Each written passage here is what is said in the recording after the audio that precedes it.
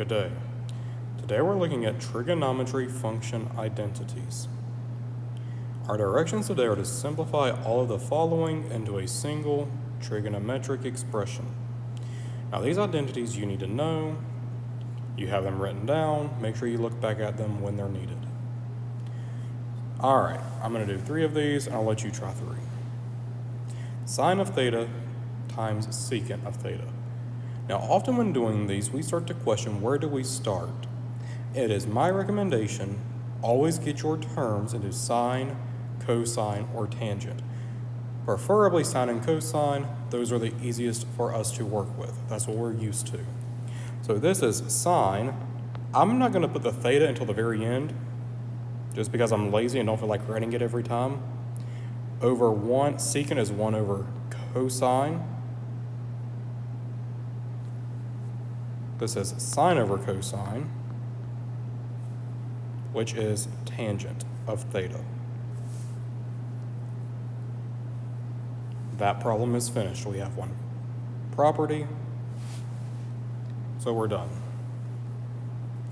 Number 3, this is cosine squared of theta, 1 plus tangent squared theta. Now 1 plus tangent squared theta is here, and it is equal to secant squared theta. So what I have is cosine squared times secant squared. Now don't forget, secant is 1 over cosine.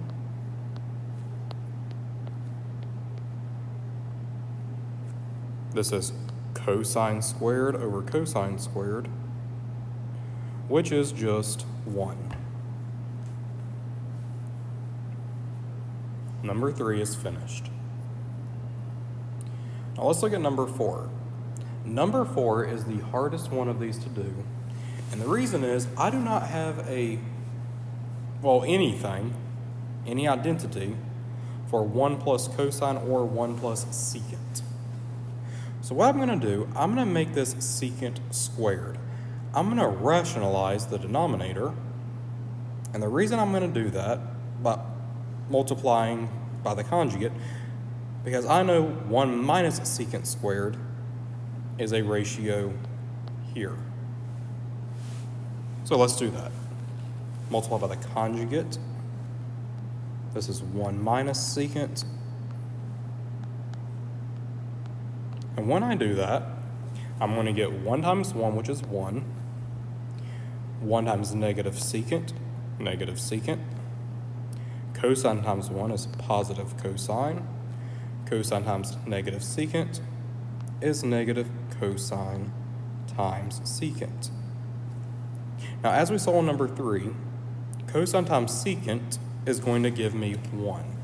So what I really have on this right side is just negative 1.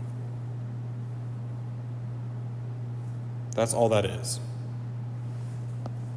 Now the reason why I'll point that out here in a minute, the 1 is going to cancel with that negative 1, but anyway.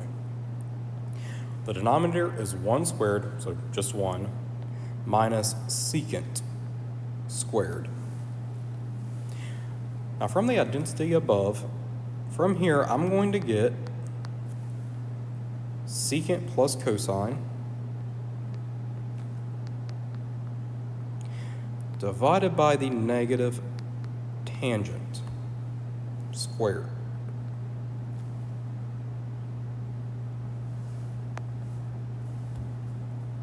Okay? Now I'm going to do 2 things in this next step. The first thing I'm going to do is negate everything to get rid of the negative on the denominator, and I'm going to convert tangent into sine and cosine. So secant minus cosine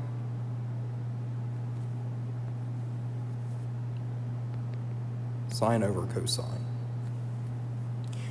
Now I'm dividing by a fraction, so I'm going to multiply by the reciprocal, cosine over sine. And I about left it off, these are squared, because I had tangent squared. So cosine squared divided by sine squared times secant minus cosine.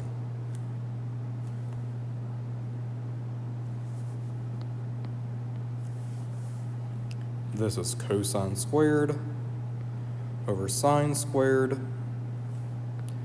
Secant is 1 over cosine minus cosine. Now I'm going to distribute this fraction.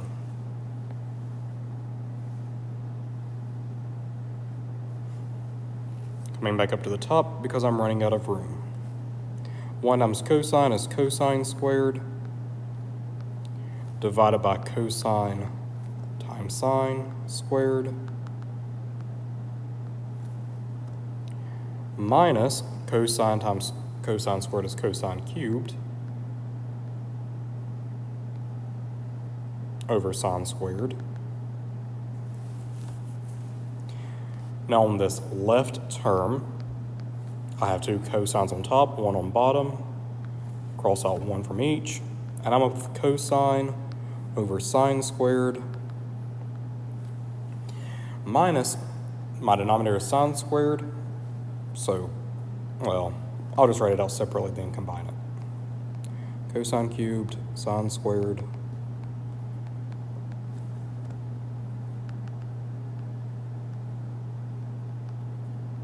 so I have cosine minus cosine cubed. Now I'm going to take the GCF on the top, and I'm going to have cosine times 1 minus cosine squared over sine squared. Now I hope you know this trig property. It's one of the very first ones that you learn, but 1 minus cosine squared is just sine squared. So I have cosine times sine squared. I don't know what that did. Times sine squared divided by sine squared. These cancel. So my final answer and what I'm left with is cosine of y. And I'm finished. Go ahead and try 2, 5, and 6. Pause the video. They are much easier. Here's your answers.